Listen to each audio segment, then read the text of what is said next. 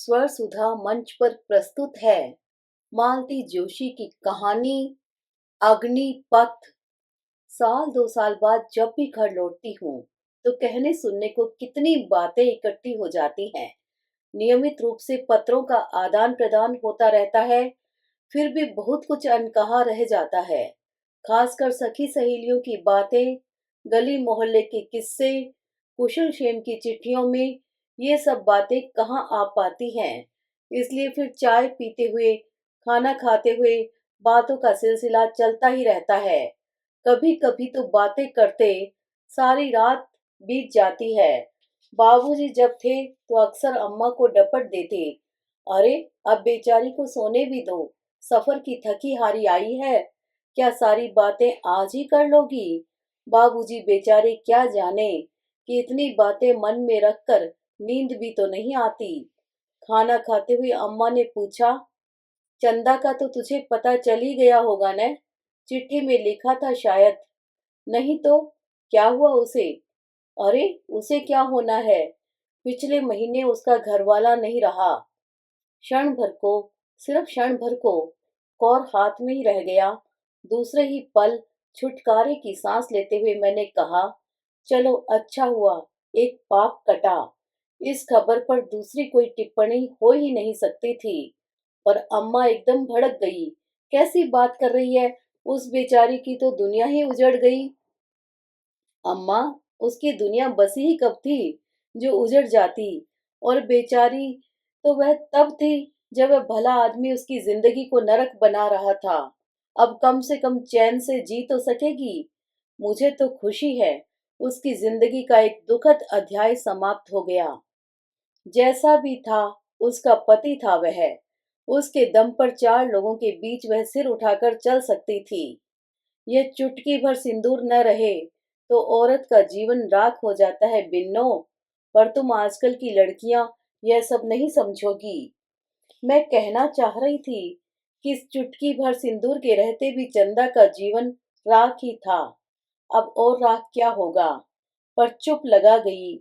जब से बाबूजी गए हैं, अम्मा इस मामले में बहुत भावुक हो गई है, इसलिए उनका दिल दुखाने की इच्छा नहीं हुई। फिर पूरे दिन चंदा ही मन में चक्कर काटती रही। स्कूल से लेकर कॉलेज तक की सारी बातें याद आती रही। हम शैतान लड़कियों का एक ग्रुप था। चंदा हम सबकी लीडर थी, क्योंकि वही हम सब में स्मार्ट, निडर और दिलेर थी। शादी के मंडप में जब उसे घूंघट में दबी ढकी देखा तो हम सबकी हंसी छूट गई थी। लगा था जैसे चंदा कोई स्वांग कर रही हो। हमारे ग्रुप में सबसे पहली शादी चंदा ही की हुई थी, इसीलिए हम सब ने गोपियों की तरह उसके दूल्हे को घेर रखा था। वह जैसे हम सबके सपनों का राजकुमार था, सुदर्शन, आकर्षक, रोबदार। किसी विदेशी कंपनी में एग्जीक्यूटिव पोस्ट पर था। बोलचाल में एक विदेशी ठसक थी। हम सब उसकी एक एक भंगिमा पर मर मिटी थी, एक एक मुस्कान पर न्योछावर हो रही थी। साल भर तक चंदा हम सबकी ईर्ष्या का विषय बनी रही। फिर एक एक करके हम सबकी शादियां होती गई। चंदा का ब्याह पुराना पड़ गया। फिर एक दिन उड़ते उड़ते खबर सुनी कि वह विदेशी कंपनी डूब गई है। चंदा का पति बेकार हो गया है। उस समय हम सब अपनी अपनी गृहस्थी में इतनी रच बस गई थी कि खबर सुनकर एक सांस भर ली, बस। वैसे ये कोई गंभीर बात थी भी नहीं। एक नौकरी छूटती है तो आदमी दूसरी ढूंढ लेता है या कोई धंधा कर लेता है। चंदा के पति ने भी कुछ न कुछ जुगाड़ कर ही लिया होगा। प्रथम प्रसव के समय अम्मा के पास आना जरूरी हो गया था। घर में कोई देखने वाला था नहीं और डॉक्टरों ने काफी डरा दिया था। आने के बाद मालूम हुआ कि चंदा भी इन दिनों आई हुई है। जानकर बेहद खुशी हुई। उससे मिले 2-3 साल हो चले थे। मेरी जाने लायक स्थिति नहीं थी, पर अम्मा का संदेश मिलते ही वह आ पहुंची। उसे देखा तो मेरी सारी खुशी काफूर हो गई। वह बुझा बुझा सा चेहरा और सूखी सी हंसी, यह चंदा तो पहचानी ही नहीं जा रही थी। मुझे देखते ही उसका चेहरा खिल उठा और वह पुराने आवेग के साथ ही मेरे गले लग गई। जी भरकर भेंट लेने के बाद मैंने उसे अपने पास बिठाते हुए चुहल की, तू ऐसे सूख कर कांटा क्यों हो रही है? हमारे जीजाजी कुछ खिलाते पिलाते नहीं क्या? तुम्हारे जीजाजी को मूंछों पर ताव देने से फुर्सत मिले तब तो मेरी ओर देखेंगे। मैंने तो मजाक में एक बात कही थी, पर उसने जो उत्तर दिया वह मजाक नहीं था, वह एक कड़वी सच्चाई थी, क्योंकि उसका चेहरा एक असह्य रोष से भर उठा था। क्या बात है चंदा, तुम खुश नहीं लग रही? घर में सब ठीक तो है न? जिसका पति निठल्ला बैठा हो उसके लिए कहीं भी कुछ ठीक नहीं होता शालू। यही घर था जहाँ सब लोग मुझे हाथों हाथ लेते थे। आज मेरी स्थिति नौकरानियों से भी बदतर हो गई है। इनकी नौकरी जाते ही सबके चेहरे बदल गए हैं। एक नौकरी चली गई तो क्या हुआ? करने वाले के लिए काम की कमी थोड़ी है। वे चाहे तो 100 नौकरियां जुटा सकते हैं, पर उन्हें तो वैसी ही नौकरी चाहिए। जरा भी 19-20 नहीं चलेगा। ऐसी नौकरी कहाँ मिलेगी? वह तो बिल्ली के भाग से छींका टूट गया था। समझो, मेरे पापा भी उसी चकाचौंध में मारे गए। नहीं तो क्वालिफिकेशन के नाम पर सिर्फ बीकॉम की एक डिग्री है, उसी के लायक काम मिलता है, वह इन्हें करना नहीं है। चंदा की कहानी सुनकर मन उदास हो गया। लगा कि उसके सुख को हम ईर्ष्यालु सखियों की नजर तो नहीं लग गई। कालांतर में 2 दुर्घटनाएं और घटी। चंदा के यहाँ दूसरा बेटा पैदा हुआ और हताशा में डूबे उसके पति ने पीना शुरू कर दिया। दोनों ही बातों ने चंदा को जैसे तोड़ कर रख दिया। छोटे भाई की शादी में जब घर आना हुआ तो चंदा से फिर मुलाकात हो गई। फीकी हंसी हंसकर बोली, अब तो हमेशा मुलाकात हुआ करेगी। मैं हमेशा के लिए यहाँ आ गई हूँ। क्या बात करती हो? बर्दाश्त की भी एक हद होती है शालू, और वह मैं पार कर चुकी हूँ। मैंने श्रीमान जी से कहा कि जब तक आपके मन लायक काम नहीं मिल जाता मुझे नौकरी करने दीजिए। मैं अपने बच्चों को दूसरों के टुकड़ों पर नहीं पाल सकती। आखिर मेरा पढ़ा लिखा कब काम आएगा? बस मेरा इतना कहना था कि घर में जैसे तूफान आ गया। घर की इज्जत उछालने के लिए मेरी बहुत लानत मलानत की गई, लेकिन मैंने भी अब ठान लिया है। तबीयत का बहाना बनाकर आ गई हूँ। अब यही कुछ करूंगी।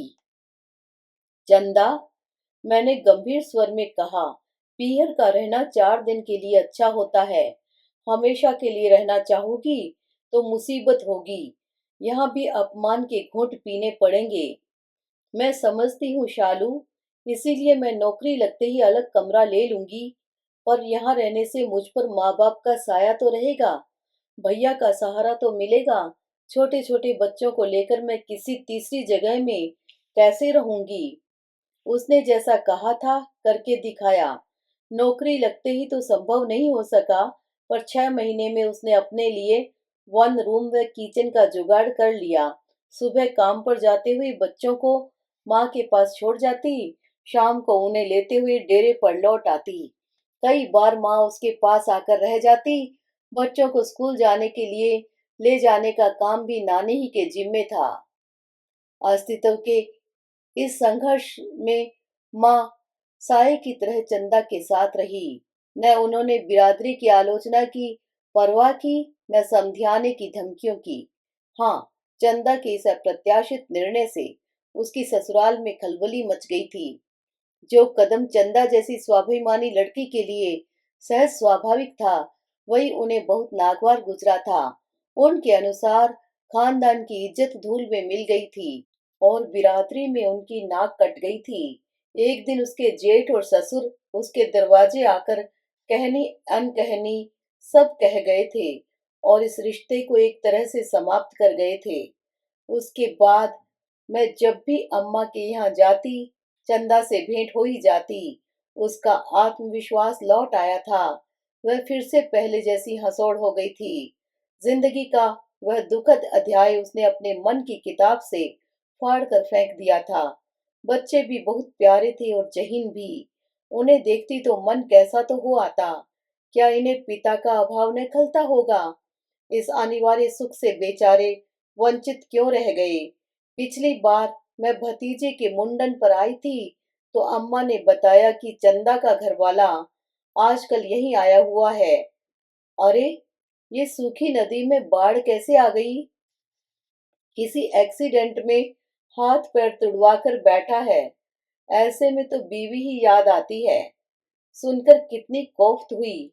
इतने सालों से कभी कोई खोज खबर नहीं ली। कभी यह भी नहीं पूछा कि क्या खा रही हो, बच्चों को क्या खिला रही हो। सेवा के लिए एकदम बीवी याद आ गई। बेशर्मी की भी हद होती है। जाने का बिल्कुल मन नहीं था, पर अम्मा ने ठेल ठाल कर भेज दिया।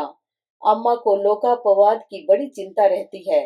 जब भी आती हूँ 5-10 घर मुझे ऐसे ही घुमा देती है। मैं समय से ही पहुंच गई थी, पर चंदा तब तक लौटी न थी।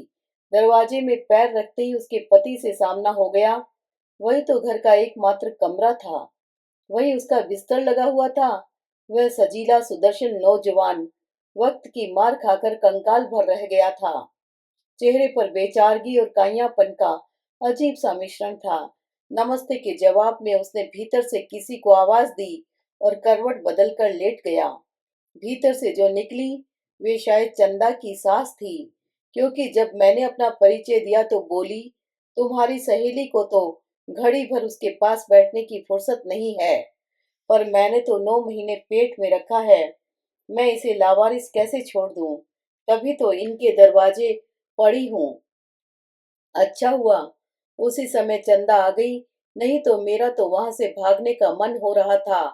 चंदा बेहद थकी और निढाल सी लग रही थी।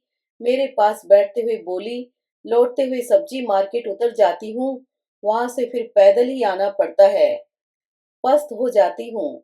वह पस्त हो गई थी, यह तो नजर आ ही रहा था, पर मुझे यह भी लगा कि इस बार वह मुझे देखकर खुश नहीं हुई। शायद उसे मेरा आना अच्छा न लगा हो। मेरा भी उस माहौल में दम घुट रहा था।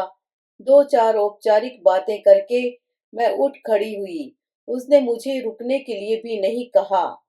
दरवाजे तक वह मुझे छोड़ने आई तो मैंने पूछ लिया, ये लोग क्या अब यहीं रहेंगे?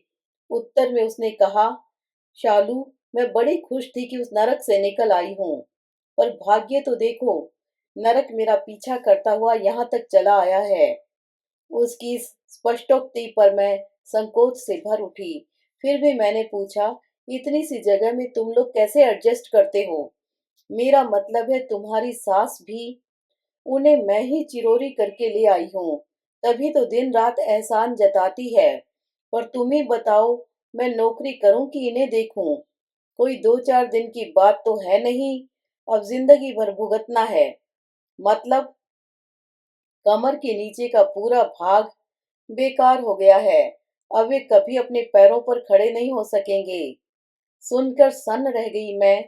भगवान जैसे इस खुददार लड़की की परीक्षा लेने पर ही उतारू था।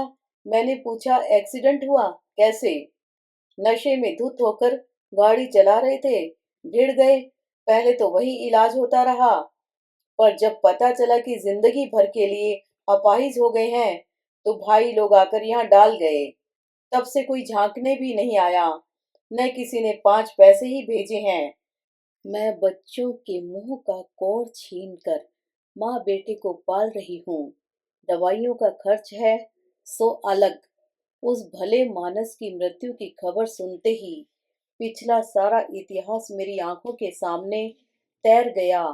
एक बार फिर मुंह से यही निकला, चलो अच्छा हुआ पाप कटा। जिंदगी भर इस बोझ को ढोना क्या उसके बस का था? 3 साल में ही छक्के छूट गए होंगे। दूसरे दिन सारे काम रोककर मैंने चंदा के घर का रुख किया। अकेले जाने की हिम्मत नहीं पड़ रही थी। मातम कुर्सी में जाते हुए वैसे ही दिल कांपता है। यहाँ तो मामला और भी पेचीदा था। भीतर से दुख का जरा भी एहसास नहीं हो रहा था, पर दिखावा करते भी डर लग रहा था। चंदा तो मेरा झूठ फौरन पकड़ लेगी। अम्मा को साथ लेते भी डर लग रहा था, ये तो वहां जाते ही शुरू हो जाएंगी। सामने वाले ने शोक प्रदर्शन में जरा भी कोताही की तो घर आकर उसकी 7 पुश्तों को ताड़ देंगी। अपनी हड़बड़ी में समय का मुझे ध्यान ही नहीं रहा। यह तो वहां जाकर पता लगा कि मैं जरा जल्दी पहुंच गई हूँ। चंदा अभी स्कूल से लौटी नहीं है। दरवाजा उसकी सास ने ही खोला था।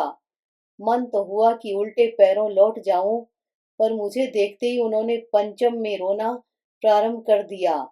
उनके पुत्र शोक का अपमान करके निकल जाना मुझे अशोभन लगा। उनकी रुलाई का आवेग थोड़ा कम होते ही मैंने पूछ लिया, चंदा कब तक लौटती है? उनका रोना एकदम थम गया। बोली, अब जब भी आ जाए, कोई टाइम टेबल थोड़ी है। 1.25 महीना घर में बैठ ली, यही बहुत है। एक बार औरत का पैर घर से बाहर निकल जाए तो फिर चाट सी पड़ जाती है।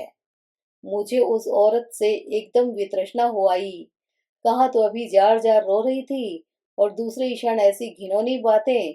एक करारा सा मुंह तोड़ जवाब देने की इच्छा हो रही थी, पर संस्कार आड़े आ गए। फिर भी मैंने इतना तो कह ही दिया, घर से बाहर निकलने का किसी को शौक नहीं होता, मजबूरियां होती हैं। ऐसी कोई मजबूरी नहीं थी। वे ताव खाकर बोली, जितना वह कमाती है उतना तो हम अपने मुंशी को देते हैं।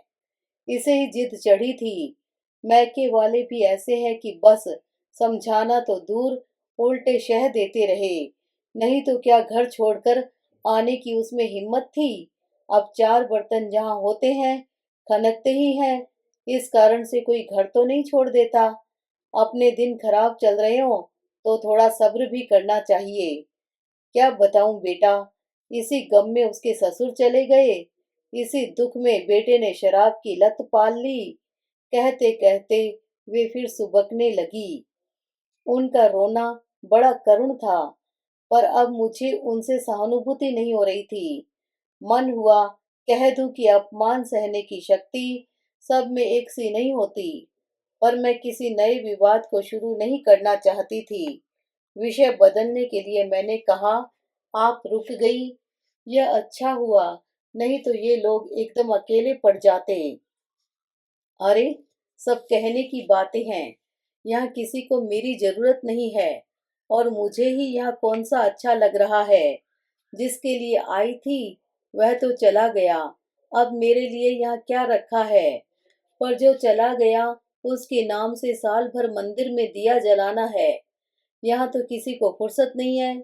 बच्चे भी ऐसे निर्मोही हैं कि बस बाप जब जिंदा था तब भी उसके पास नहीं फटकते थे।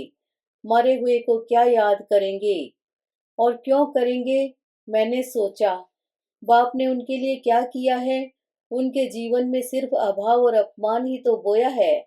अपनी यादाश्त में उन्होंने बाप को सिर्फ खाट पर पसरे ही देखा है, और सुने हैं उसके ताने उल्हाने। उसकी तुलना में अस्तित्व के लिए जूझती माँ उन्हें ज्यादा अपनी लगी हो तो आश्चर्य क्या है?